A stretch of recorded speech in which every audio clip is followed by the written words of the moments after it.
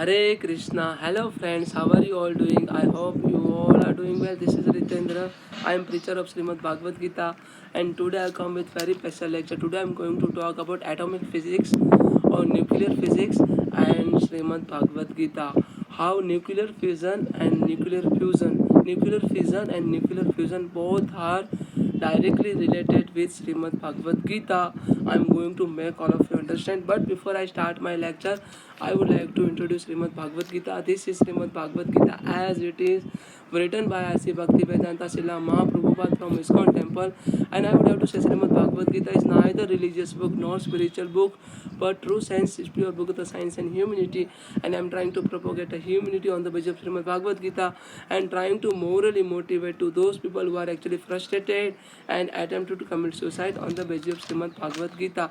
So first, before we start, we just have to understand what is nuclear fusion and what is nuclear fission and fusion. So let's get into the difference between both. And we just have, this is all about nuclear chemistry or nuclear physics, we can say. Both are similar. Nuclear fission, when the nucleus of an atom split into the lighter nuclei, means this has happened at the time of the degradation of our body, the disintegration of the body from the heavy nuclei to the lighter nuclei. So this has happened. So this is called nuclear fission, from the heavy to light, from the big to small. And through the nuclear reaction, the process is termed as nuclear fission. When each atom split, a tremendous amount of the energy is released. When from the heavy atoms to the lighter atoms, the energy has been released. From the actually, whenever our soul is entered from the one body to the another body, at that time the energy has been released. All the energy has been dissipated at the time of our death. So this is the at the time of our death, nuclear fission is happened. And fission reaction don't occur in the nature naturally.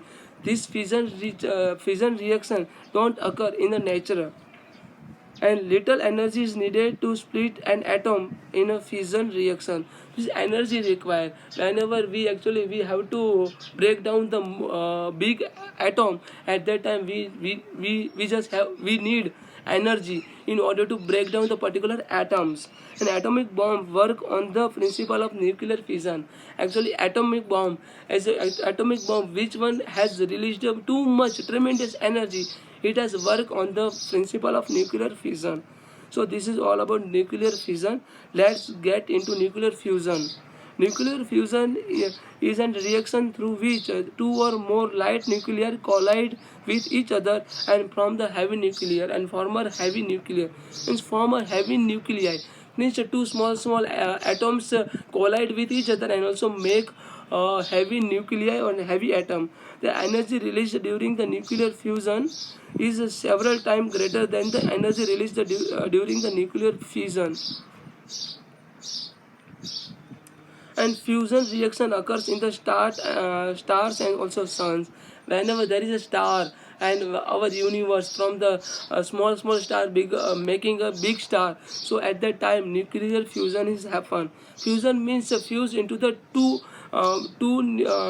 small two small atoms fuse into the big atoms. The higher energy is needed to bring a fuse two or more atoms together in the fusion reaction. And hydrogen bombs work on the principle of the nuclear fusion bomb. Hydrogen bombs works on the principle of the nuclear fusion. So how nuclear fission and fission and also nuclear fusion both are related with Srimad Bhagavad Gita.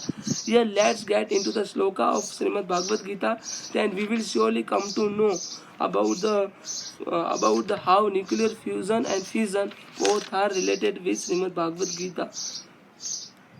Here, अविनाशी तु त्रादि N सर्वमिद तत्त्वम् विनाशमय व्यासस्य च कच्चित कर्तम अहर्ति. Here, Lord Krishna stated that all the pervade the entire body you should know to be indestructible.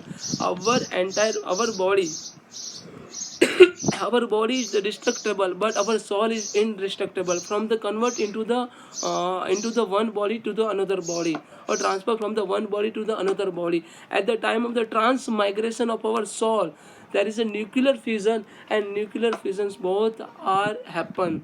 So energy has been released at the time of our death. So whenever we are actually, it was not very easy to leave our soul from our body. So at the time energy has required, our soul has required some kind of energy, and no one is able to destroy that imperishable soul. Our soul is imperishable, no one has to destroy. So from the higher energy to the lower energy, from the lower energy to the higher energy, only transmigration has happened. So this nuclear fusion and nuclear fissions both has happened in our body. The material body of the indestructible, our material body is indestructible, that's why it has released some energy. But our soul doesn't has release any energy. Our soul only convert from the one form to the another form.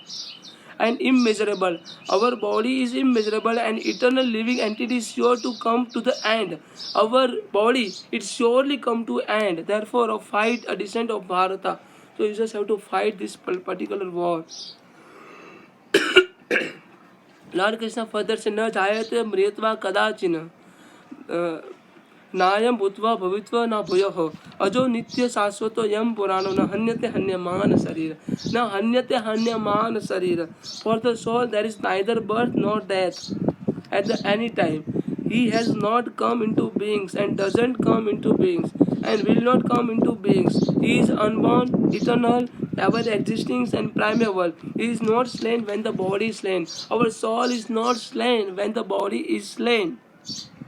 वेदा विनाश नित्यं च अजम अव्यम कथम च पुरुषो पार्थ घातयति हन्तिकं वेदा विनाशि नित्यम.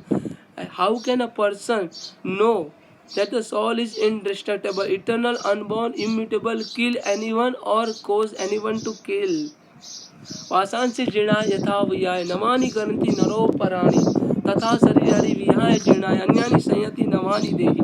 Here as a person put into the new garment and giving up old and useless one, the soul similarly accepts the new material body and giving up the old and useless one. Giving up the old and useless body. At the time of the giving up of our body or material body, the nuclear fusion and nuclear fission, both process has been done. Both process, both reaction has been done.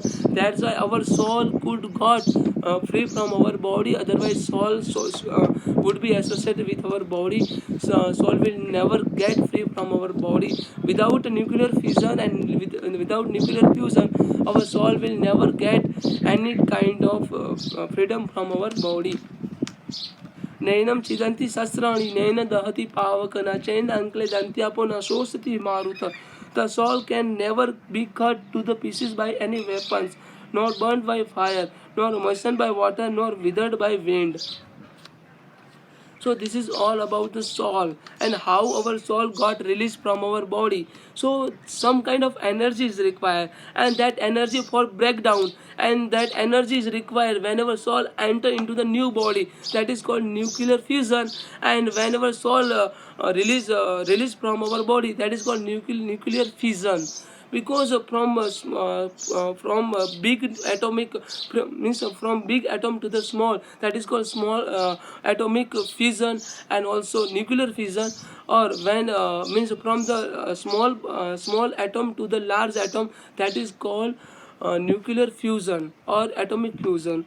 So this is all about nuclear physics or nuclear chemistry. I hope you all can understand, and I hope I could relate this all things very correctly. If you are having any question, any doubt, and if you feel that I might be wrong, so please kindly put a comment. Thank you so much. Hare Krishna. Radhe Radhe.